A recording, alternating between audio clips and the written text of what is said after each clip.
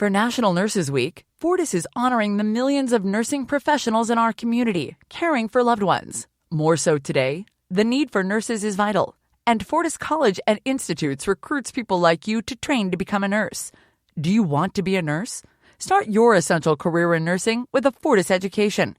Just visit fortis.edu to learn about hybrid instruction and online enrollment. Then talk to Fortis by dialing pound 250, keyword nursing school. Welcome back to the quickest podcast ever, brought to you by Kohl's. Today's topic, Mother's Day. Ooh, gotta get one more gift at Kohl's. Nothing like the last minute. The deals are great. You can get a $39.99 Amazon tablet and 60% off jewelry. That's why I waited. You know, the deals. I mean, 15% off and Kohl's Cash. Gotta make mom proud. And don't forget, get it in an hour or less with free store pickup. Yeah, procrastination really pays off. 15% offer ends May 16th. Some exclusions apply. See store at kohls.com for details. Hey guys, it's Allie. Welcome back to Infertile AF, the podcast. This is episode 113 called Sunita.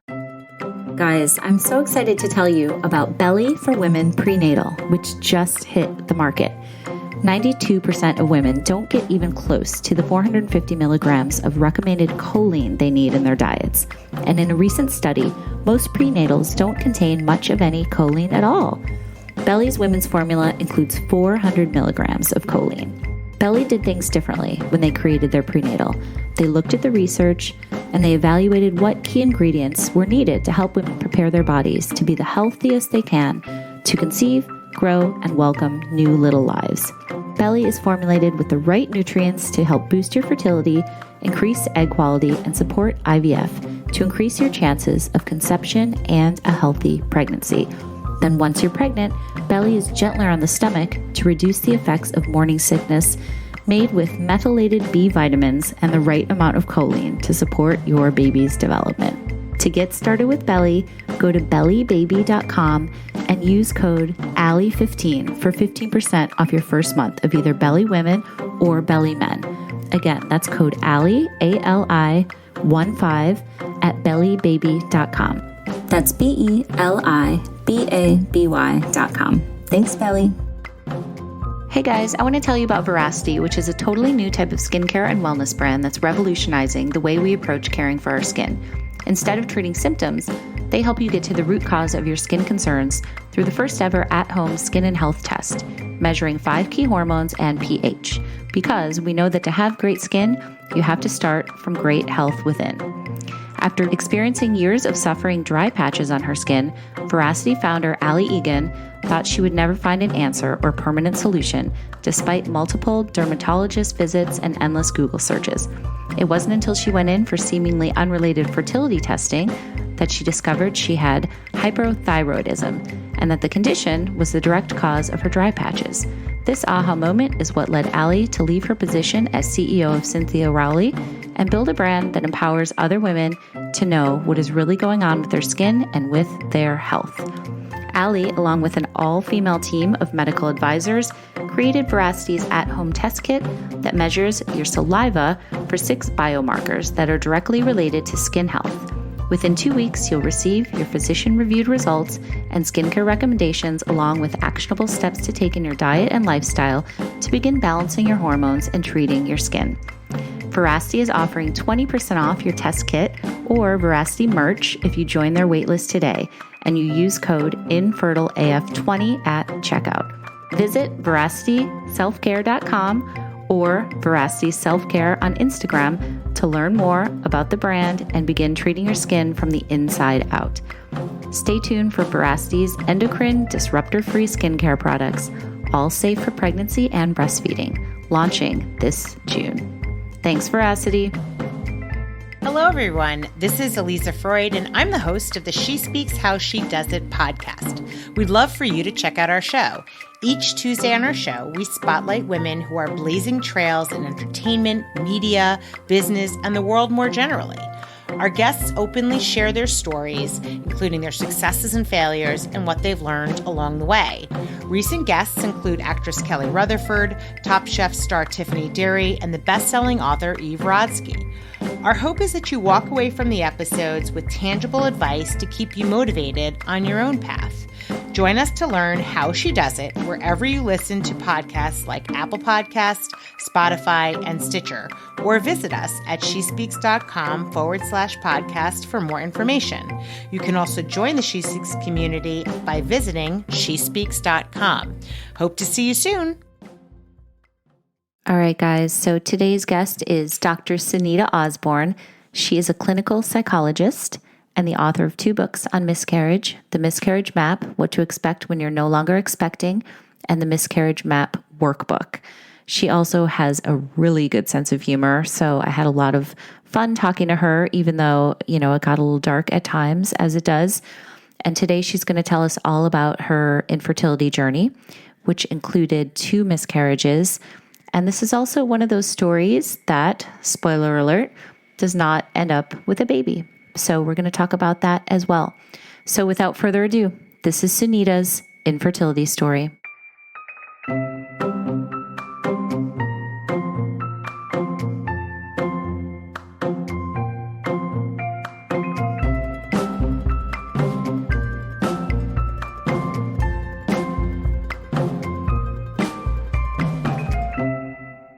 Good morning, Sunita. How are you today? Good. How are you doing? I'm great. I'm so glad we finally connected. Thank you so much Me for too. doing this. So you reached out to me because you have written a book called The Miscarriage Map, What to Expect When You Are No Longer Expecting, based on your personal experience. So let's just start at the beginning for you. Where did your journey begin? And did you always want to have children? Yeah. So I think I did always want to have kids. I grew up in a really close family. So in my mind, I always knew that's what I wanted when I was an adult as well too. But I never really knew timeline wise when I wanted it to happen. And I know for a lot of people, we talk about the idea that there's never really a perfect time, that all the elements are going to add up. That's this is the moment. But I honestly kind of felt like I had that moment in 2018, as close as it could be, at least. My husband and I had moved from Indianapolis, Indiana, back to Houston, Texas, which is where I'm originally from. And we were living in the suburbs. I had started my job as a psychologist at a group practice here in Houston, living 15 minutes away from my parents. It felt like everything was in place to start this journey. So I was got built-in childcare with exactly. Yes. So essential. I don't have that in New York, and I'm so desperately wishing I did. Yes. Right. So I was okay, they're 15 minutes away, convenient driving distance, all of that was in place. I'm yes, we're ready. Husband, not as much so on the same track. He was okay, this feels a little bit much. So a couple of conversations later and things like that, 2 months later, he was okay, I'm on board. Let's do this. And we were lucky enough that once we started trying, we found out at the end of September that we were pregnant. And I still remember that moment when I got that positive pregnancy test, looking in the mirror and having this crystallized thought of everything in my life is about to change, which was certainly true, just not maybe for the reasons I thought it was going to. And I wish I could have been one of those people who were just really creative and had these cute ways of telling their partner that they're pregnant, but I was just way too excited. So I just woke him up in the middle of his sleep and I'm we're pregnant. Yeah. And you didn't feel a confetti cannon or anything like that?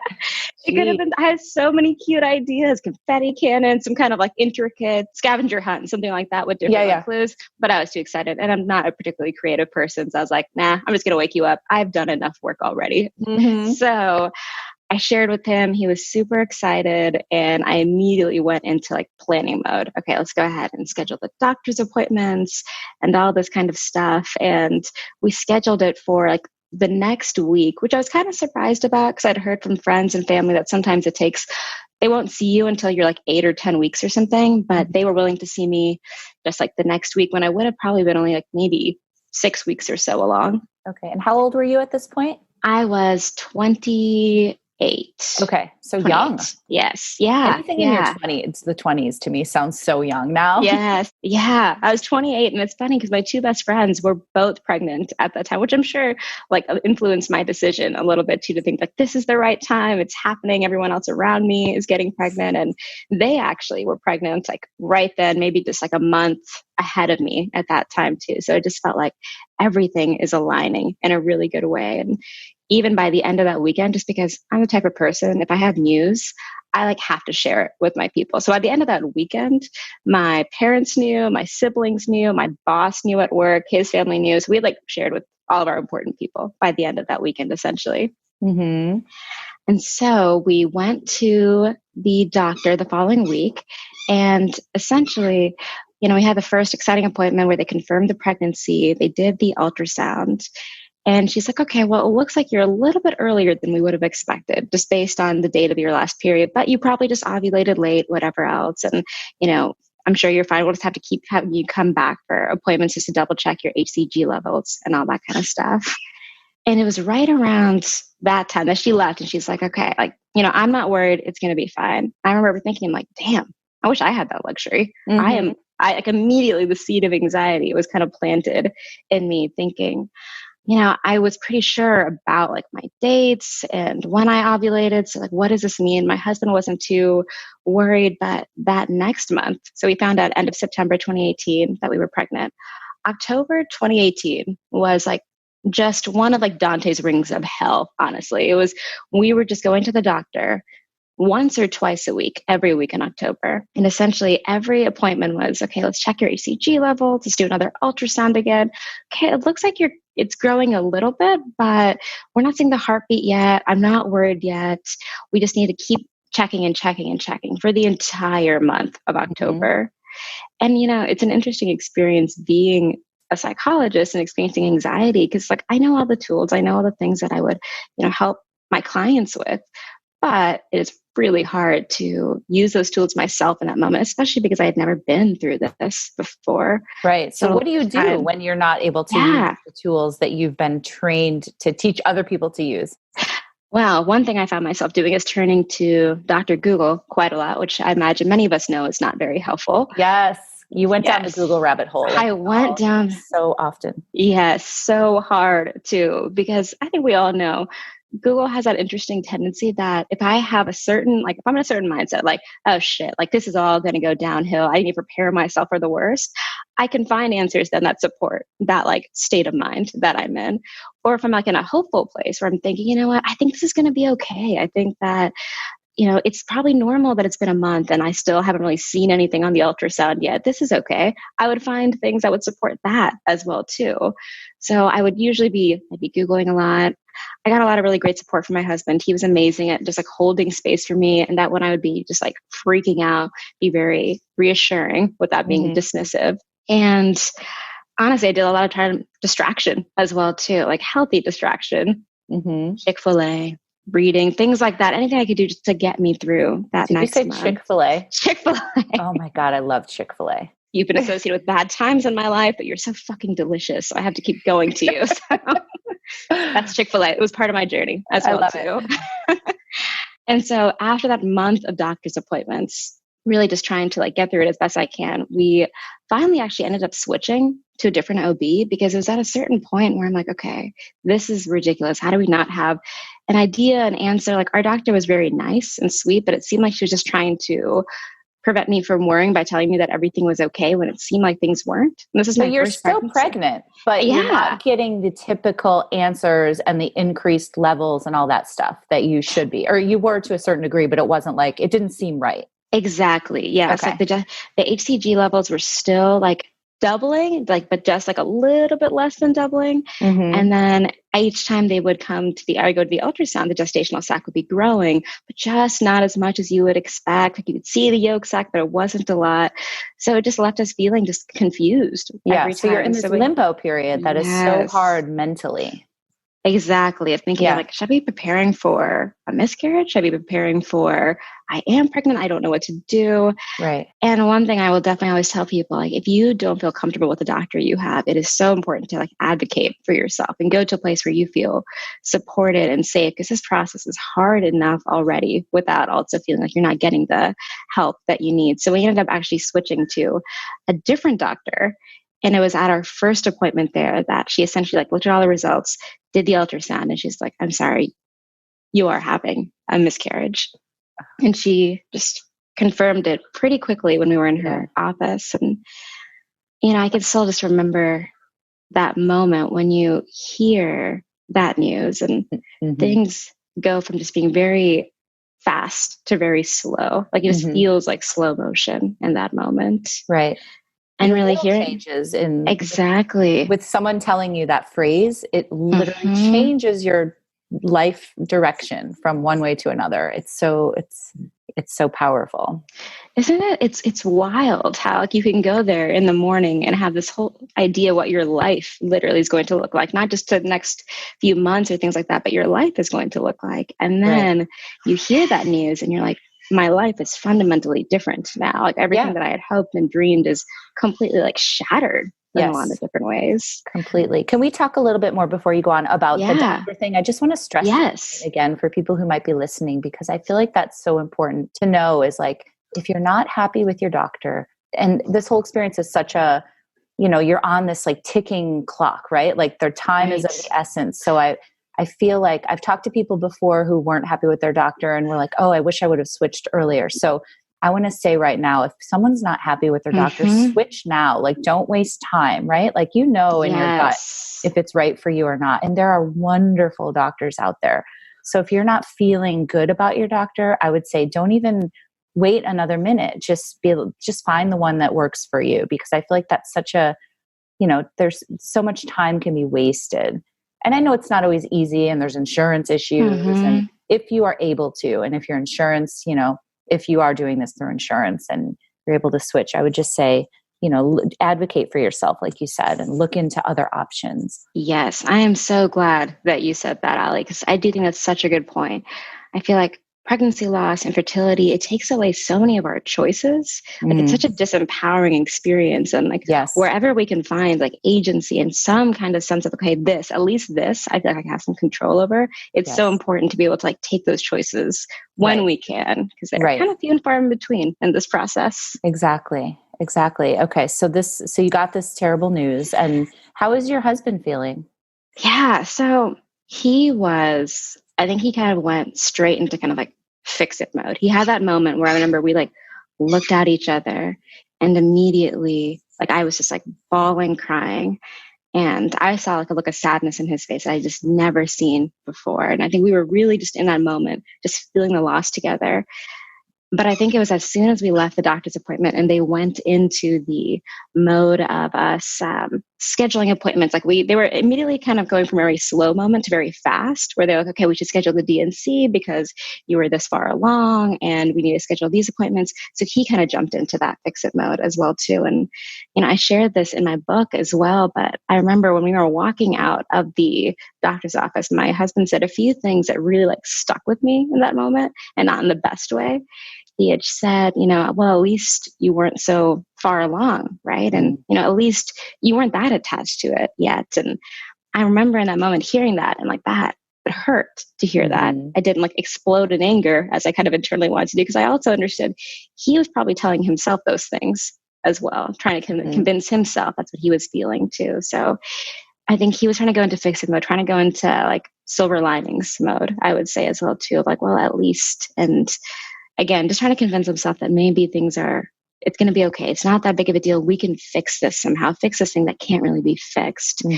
So I think he kind of moved into that place in that moment. And so we went home, and because I told my entire family about this, we also called and shared the news with them, and they all came over. And I have a really sweet, amazing family. They're not always the best at being very emotionally responsive. And we'd never been through a situation like this before. So we were all kind of sitting together, not really knowing what to do, what to say, and how to actually respond to each other that moment. So I remember just like sitting there silently, just kind of telling them the logistics of the situation without going into the emotional stuff. Because like, I don't know if they can really know how to hold it. So we had that experience. Then we had the DNC just the next week, which went as it went. But I remember it was actually the morning of the DNC that I started to look for different resources, because I just remember feeling so lost, so confused, so like, what the fuck am I sitting in right now? Like, this is a new level of pain that I've never experienced in my life. So I found things like your podcast, and I found other podcasts, and I started looking for books as well too, just because I'm always someone who's turned to different books whenever I need a source of like comfort. And I found a lot of amazing books out there about infertility, about pregnancy loss, but there wasn't quite the book I was looking for that was both a woman's story or a person's story, as well as what are some like research-based like insights and clinical tools to help you actually move through this process. So that's actually like literally the day before my DNC, I started like writing my book, essentially. Yes, I love that. You saw something that was missing and you created it yourself. Exactly. You know, and I think I've heard you mention that before on your podcast when you were talking about the yoga studio that you went to. Like, and same thing with this podcast, like seeing a need in creating that thing then to fill that space. So, and that's essentially when I started writing. I started writing my book, and as my story evolved, so did the chapters of my book. So I started by writing my story. I just talked about the DNC, the different like kind of options. And I really went into some of the, like the nitty gritty details about it, about how it's not just like a physical loss, but it's an emotional loss. It's a financial loss because like, shit, this stuff is expensive and no one talks about that. Right. Which really, really is this like insult added to injury. It feels like a lot of the time. So you started writing before you even had the DNC. See, I wasn't able to write about my experience until way afterwards. Like when I was in the thick of it, I couldn't even, it was so raw for me. So it's interesting that that's how you dealt with it, was by getting it out right away. How was the writing process for you? Was it hard or was it therapeutic or probably a mixture of both? Yeah, I would say definitely a mixture. Like there were times where I was writing, the tears would be just like streaming down my face as I was writing. But it was such a comfort to me at that time. Like there would be times like when I'm literally like, I remember sitting at the hospital at the DNC and thinking about like, this is what I'm going to write about. These are the things I'm going to be including when I write. I remember when I went to shortly after my DNC, it was my best friend's joint baby shower, which is like somewhat of a nightmare, I would say, after a miscarriage to go to that. And I went to their baby shower. And then when I came back is when I wrote my chapter, Hating Pregnant People and All Things Baby, because it was all like so fresh in my mind. Right. Wait, let's say that again so people hear it. It's the best chapter title. It's called Hating Pregnant People and All Things Baby. Yes. We've all been there, sister. Seriously. Yeah. Tell me more about the shower. What was that experience like for you? So I will say first, I was supposed to actually like plan that entire shower for them just because like the three of us have been best friends forever. So it was always understood that I was going to plan their baby shower.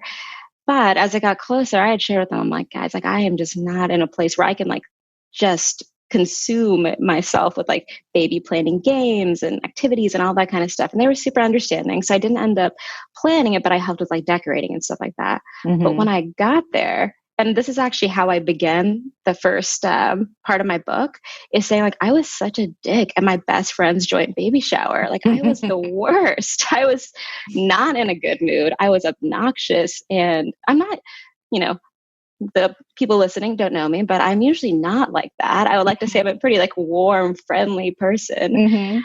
But I was such a dick there. There was different like baby games. And for whatever reason, I decided my style of coping was going to be just like aggressively playing all the games, like making it my like competition. I'm like, I'm going to win this Starbucks $5 gift card because now I can have all the caffeine I want. So I deserve this. Right. You're like getting real drunk because they can't. Exactly. I was like, I will do all the things that I was not able to do before. And there was this one like baby game where maybe people have played this before, where you have to try to get people to say the word baby, and then you get to take their clothespin, and then whoever gets the most amount of clothespins at the end, they like win.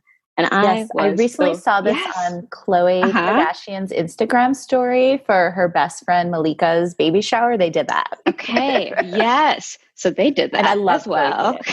I've interviewed her before. She's awesome. Okay. Anyway. Oh my gosh. She's awesome.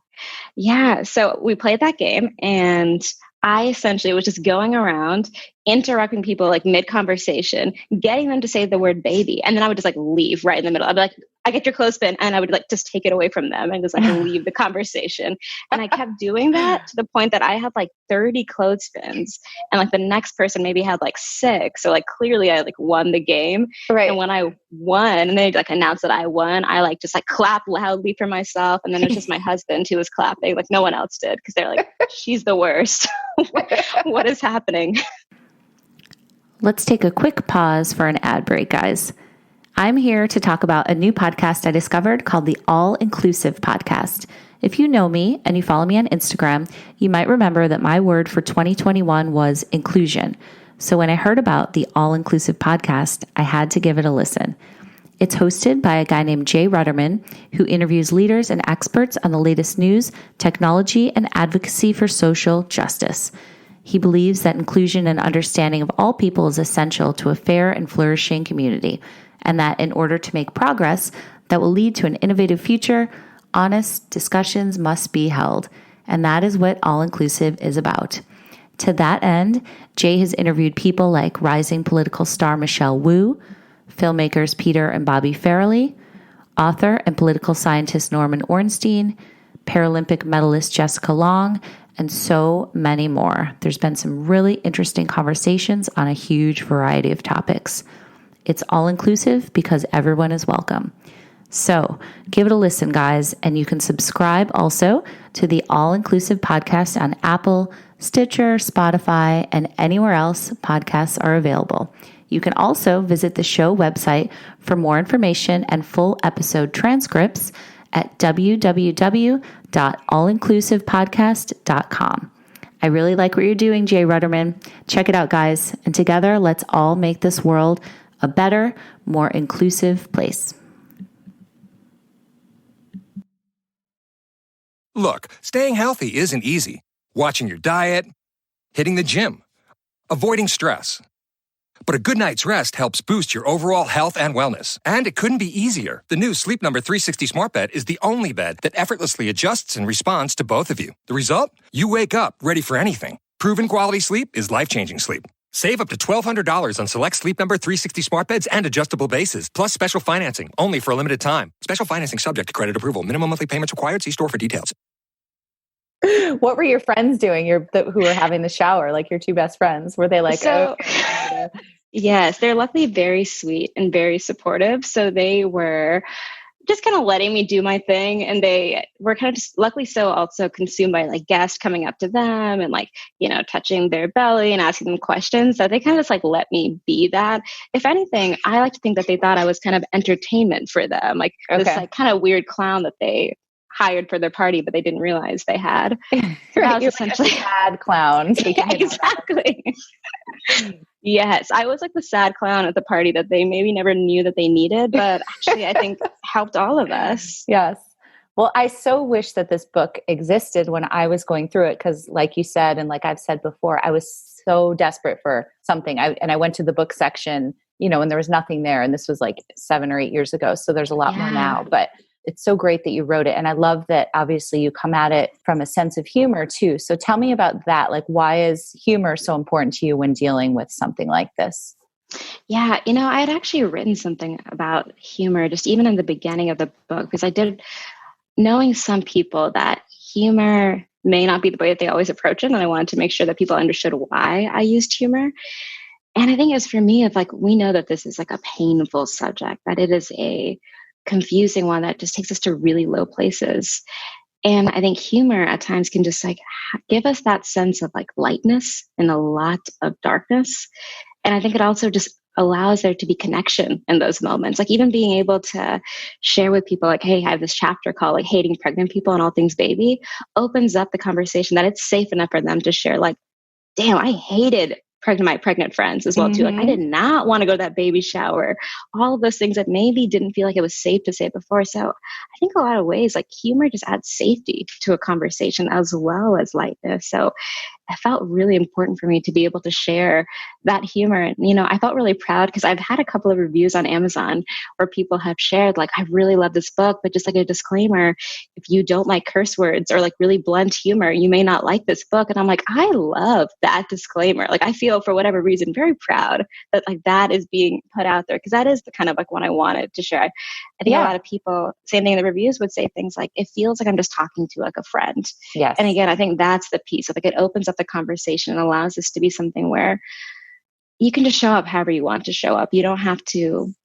frame it in a way that feels like it is appropriate or PC or whatever else. Like just share whatever you're feeling in this moment. Exactly. All of that is okay. Right. And in scanning the reviews for your book, you have all these 5-star reviews, like people are loving it and highly recommending and calling you Dr. Osborn, which sounds so cool.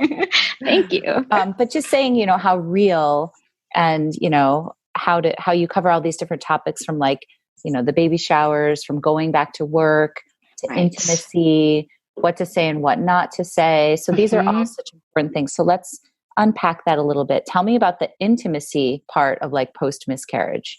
You don't have to get specific if you don't want to with you and your husband, but just in general, how do people kind of recapture that intimacy that might be lost? Yeah.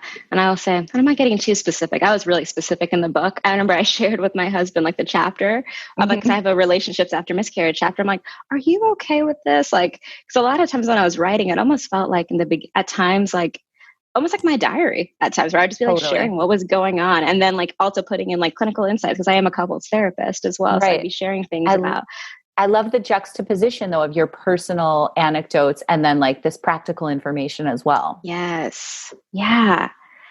And I'll say when it comes to intimacy after miscarriage, I think there's a few different things. Is first, just the emotional intimacy piece.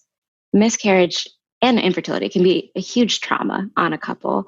And any kind of trauma can really create like distance, disconnection, and just have a huge impact, especially because for a lot of couples, like this is the first really hard thing that they've had to face together. And I'll say a lot of couples have this idea where, okay, well, we've been together, like this is my person. He understands it or she understands it in a way that no one else will. So they're very surprised when their partner doesn't respond or doesn't grieve the same way that they do. So I think that can really become like a barrier to connection at times, because I'm thinking, oh my God, my world is like just fucking shattered right now. But somehow he's going to work. He's going on this trip. Like, how is that possible? So I think at times just the level of grief that we may experience or just the difference in our grieving can really affect our intimacy, can affect our connection with them. Right. And on top Are there of that, any tools that you can recommend for people? Yeah, there's a few different things that I think are helpful. So first, I'm a little biased here, but I think couples therapy and individual therapy are both super helpful after this process. Big therapy fan. Big fan. So helpful. Like my husband and I were going to couples therapy afterwards. We were both going to individual therapy. And I think couples therapy really helped us in being able to make space for what we were each experiencing and how we were experiencing it. And, I always tell people, I think the nice thing about couples therapy is obviously the couples therapist isn't like a magician and can't do anything to completely solve things, but help you like almost be like your GPS in a sense during this kind of like thing that you're feeling so lost and confused, and give you some kind of direction to go into. And I think what you can do together is a few different things. First is to even find, okay, if there's books, if there's podcasts like this, listen to them together.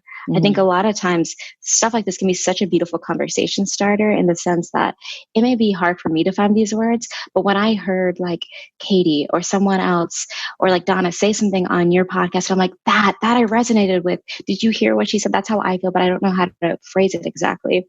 Right. That can become such a beautiful place to. Good. That makes me so happy to hear. Yeah. Yes. I've gotten letters from people that are like, we listen to it in the car together when we're commuting or on a long drive. And that's, that's the whole point. So that makes me really happy that people are connecting and able to share and opening conversations that might have been hard to open, or, finding the right words, like you said. Definitely. And I will say, I've definitely recommended your podcast to many of my clients before. Oh, thank you. Yeah. Because I love that, again, the sense of humor is there. The realness is there. The authenticity, all the stuff that we are going through, and like need to hear to know that like, okay, I'm not crazy for having had this reaction in that moment. Yes, totally. So can you tell me what happened next for you guys? So this happened, and then how do you kind of move on, and what happened with your journey? Yeah. So what happened next for us is, I continued writing.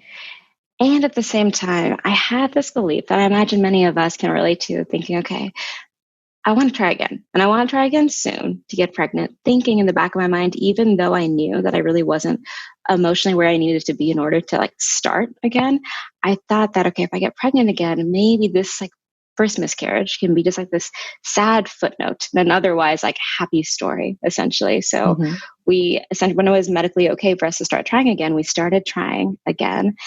And we found out we were pregnant in January of 2019. So like timeline wise, again, it was like September 2018, found out we were pregnant. November is when I had my DNC. And then January, end of 2019, we found out that we were pregnant again. Okay. And it was a very different experience this time around in the sense that I was just like an anxious mess. Yeah. There was excitement, but there was so much like, oh my God, what if this happens again? What am I going to do? And I'd like to think I was able to learn a little bit from my first experience of miscarriage of the things that are helpful, the things that are not that helpful, even things like, okay, I know I have questions. I know I want to Google, but instead of allowing myself to Google every time I wanted to, I had like a notes on my like phone. I would just put down the questions that I had. And if I still want to Google that, I would let myself do it only at the end of the day from like literally 9 p.m. to 9:30. That's so funny. You're the second person that said that they really? There's another woman I talked to recently said she would write them down and then would give the list to her husband to Google so that she didn't have to go down the wormhole. Like, yep. See, very healthy thing so to do. Relatable. Yes. It's kind of similar to something a lot of times we'll recommend in therapy, like worry time, essentially, where you're allowed to worry, but you give yourself a very specific time to do it because a lot of times by the time it gets there, you don't always want to search those things. So right. I try to do different things like that just to allow myself just to get through this next month. And I kind of did the opposite of what I did last time where I was like, I don't want to go in early this time. I want to go in as late as I can just so I can go in there and they can be like, yes, you are pregnant and having a baby, or no, you're not. Here's the next steps. So we had an appointment at the end of February.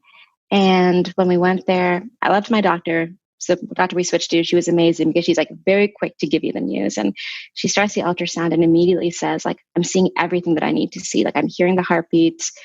Your baby looks healthy.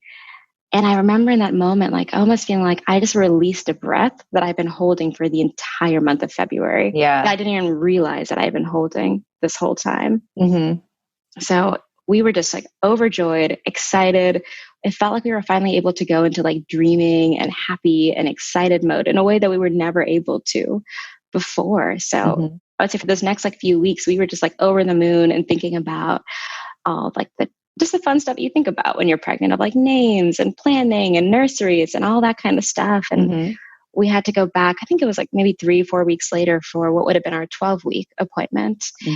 And I remember when we came to the doctor's office, even thinking like, I'm sure we showed up as a very different couple than they've seen in the past. Because by this point, we hated the OB's office. Yeah. So we were just like grumpy and like not nice. And like the really nice nurse would be asking us questions and be all like chatty and stuff like that. And we'd just be like deadpan, like we're not about the small talk today because we are just anxious as hell, really. So I'm sure I love that you said earlier that you were acting like a dick.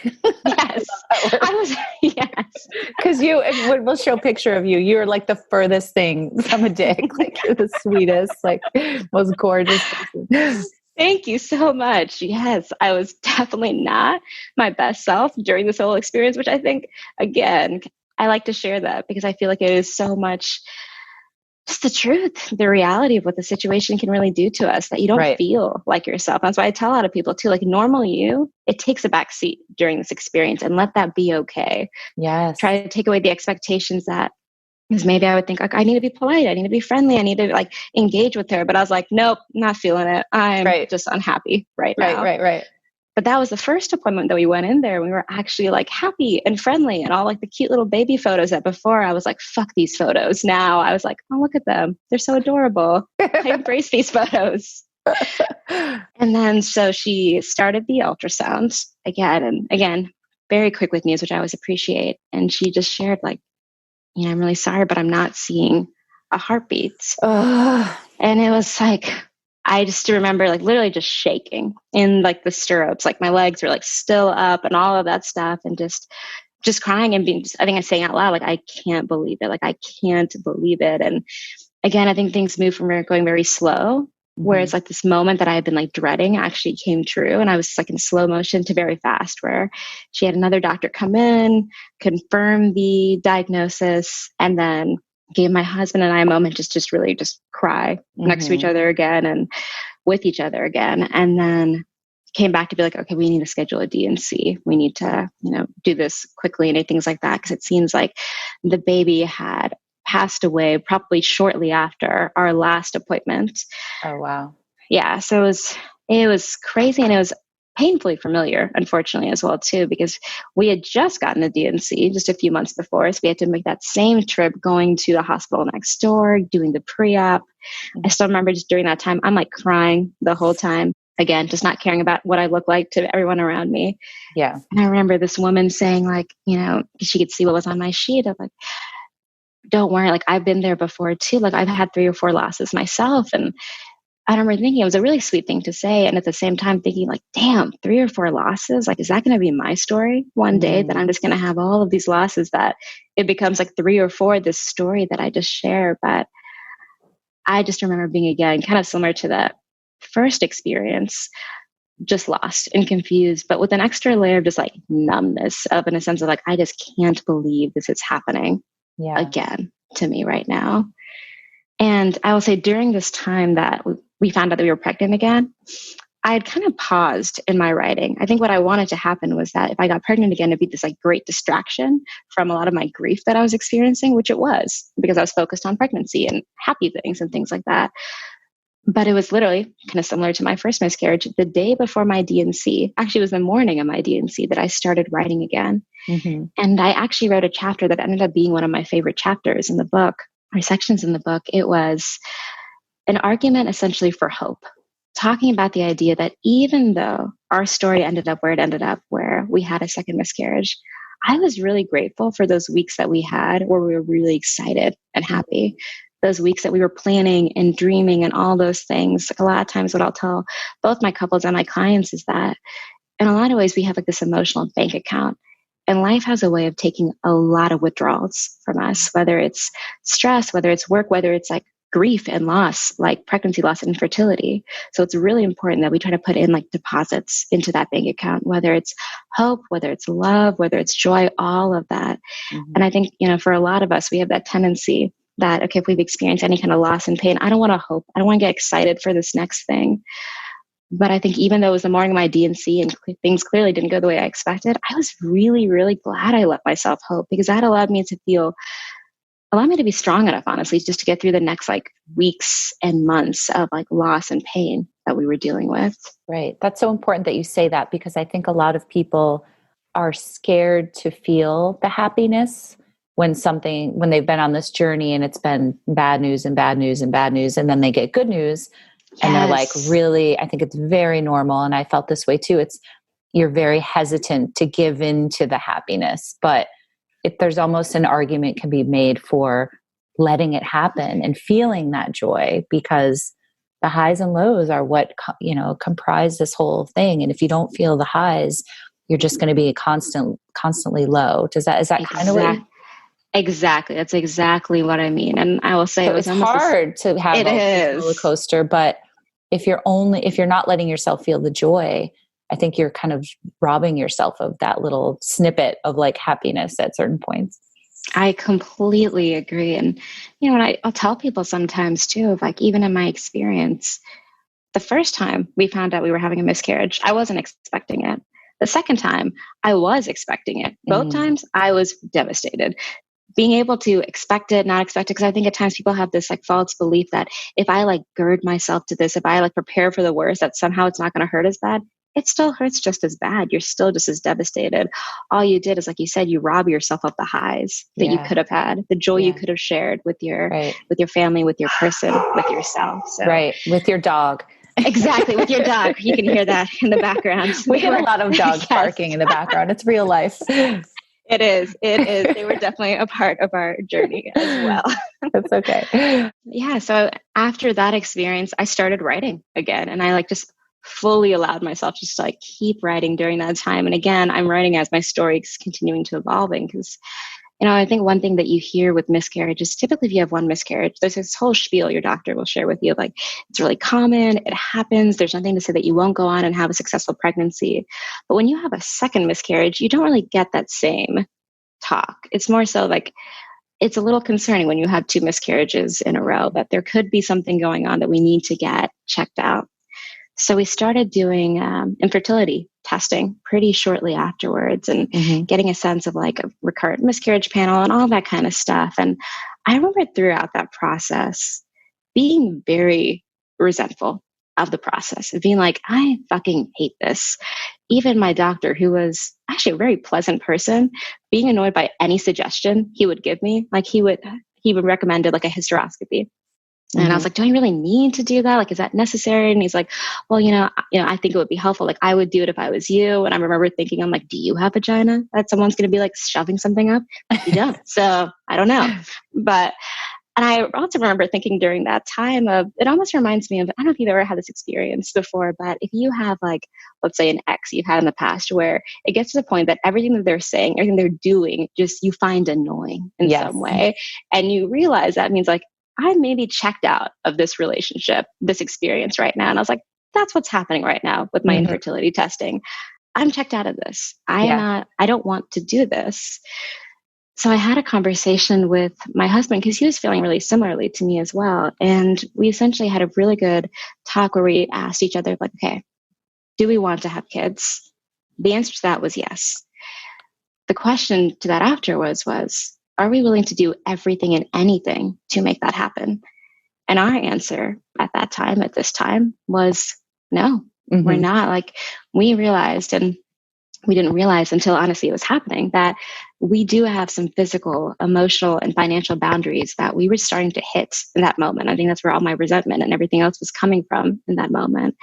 So we decided that we want to stop. We want to choose something else. And I think the word, again, choice being so important here, and I had shared with you before, I really loved Katie's episode. Yeah. I feel like it really just talked about the idea that our path after infertility and pregnancy loss it doesn't always have to be one thing. We talk about the idea of like a rainbow baby that you can get after the storm, after infertility or pregnancy loss, but that rainbow can look very different for different people. For sometimes it's a rainbow. Sometimes it's something else. Like for me and my husband, it was that I started to focus on this book. So I was really excited. So after my first book, I was able to start having a lot of just really beautiful conversations on different podcasts, on different just like articles and things like that. And then I got contacted by a publishing company to write another book about miscarriage, kind of specifically both for therapists and for individuals, to be used as like a workbook. Essentially for like pregnancy loss, to help people kind of like grieve and process and work through what they're experiencing. That's super cool.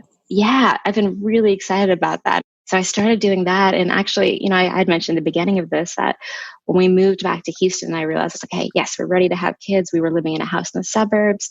And we actually just in the last few weeks put our house on the market, and we're looking to move into the city of Houston. Yeah. And we've been focusing on our relationship and traveling and just creating a path that is a path that like we want to go on right now. Yes. And again, like it feels really, really good to be choosing this right now. I think it's such an important choice to put out there because I think some people are very hesitant to make that choice. They don't feel like they can. And what I want people to know is that you can make that decision if you want to. It's not always easy, obviously, but it is an option. And I think that, sharing more stories like that and like yours, is so important because sometimes you just feel so stuck in this journey and you're like going through the motions and you get laser focused and then you forget to step back and be like, wait, do I even want this anymore?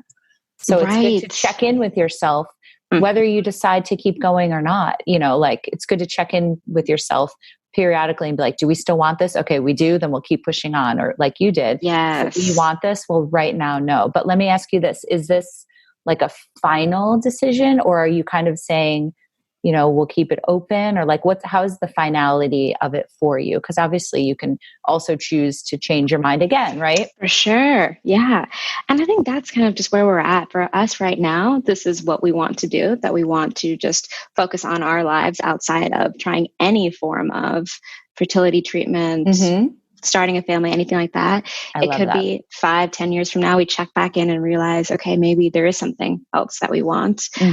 But I think right now that we know, like, this is what we need to do. This is what we want to do. And I do think there is something, it's so helpful to just even let people know, like, this can be a choice. Like, this is an option for your path. Again, it may not be the option you take. Right. But it's almost even just helpful to know that you can, because I remember when we talked about that, there was a sense of like, whoa, can we do this? Right. Can we actually can we say this and this be okay?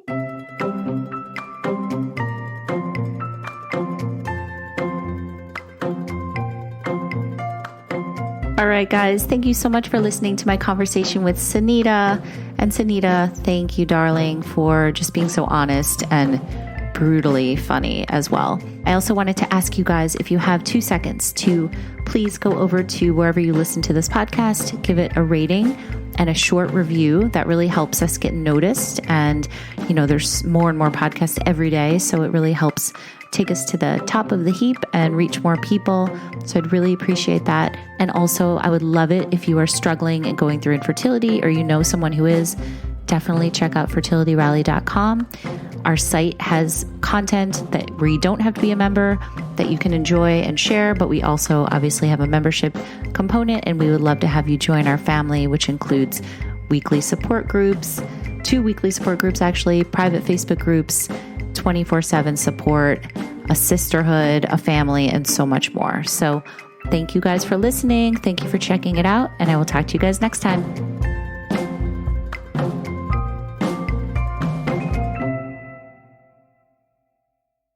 For National Nurses Week, Fortis is honoring the millions of nursing professionals in our community, caring for loved ones. More so today, the need for nurses is vital, and Fortis College and Institutes recruits people like you to train to become a nurse. Do you want to be a nurse? Start your essential career in nursing with a Fortis education. Just visit fortis.edu to learn about hybrid instruction and online enrollment. Then talk to Fortis by dialing pound 250, keyword nursing school. Discover the new 3-Step Pro Partial range, specifically designed to clean your partials and remaining teeth in 3 simple steps. Clean your partial, strengthen your natural teeth, protect your whole mouth. Stand up to further tooth loss with Polident Pro Partial. Available at Walmart.